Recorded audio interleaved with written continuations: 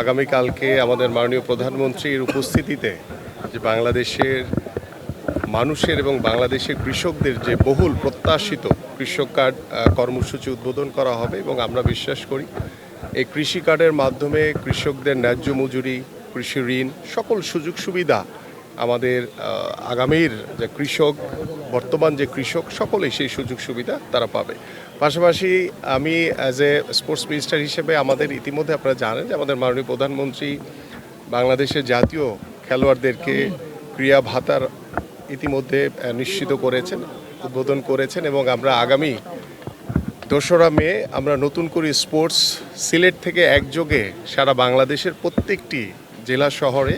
জেলা স্টেডিয়ামে উদ্বোধন করা হবে 12 থেকে 14 বছর বাচ্চাদের নিয়ে এবং সেই নতুন করে স্পোর্টসে 8টি স্পোর্টস দিয়ে আমরা শুরু করছি এবং সেই স্পোর্টসের মাধ্যমে আমরা বিশ্বাস করি যে আমাদের সন্তানরা, আমাদের ভবিষ্যৎ প্রজন্ম তারা একটি সুস্থ জাতি হিসেবে গড়ে উঠবে এবং একটি মাদকমুক্ত সমাজ গড়ার মাধ্যমে আমরা আশা করি যে আমাদের নতুন করে স্পোর্টসের যে কার্যক্রম সেটি বাংলাদেশের ইতিহাস হয়ে থাকবে ইনশাআল্লাহ। পাশাপাশি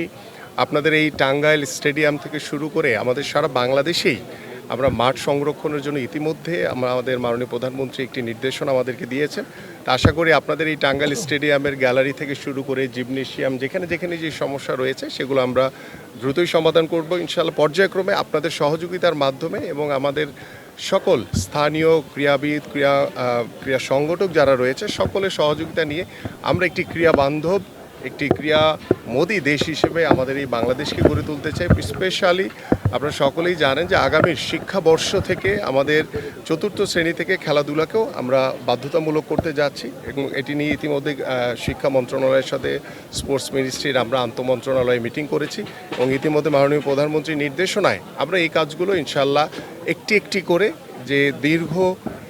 যে আমাদের যে পরিকল্পনাগুলো আপনারা দেখছেন যে কৃষক কার্ড, ফ্যামিলি কার্ড, ক্রীড়া ভাতা, আমাদের খাল খনন, এগুলো কিন্তু একদিনের হঠাৎ করে প্রোগ্রাম না। আমরা দীর্ঘদিন ধরে এই পরিকল্পনাগুলো আমাদের মাননীয় প্রধানমন্ত্রী করেছেন, আমরা এখন একটি একটি করে বাস্তবায়ন করছি ইনশাআল্লাহ।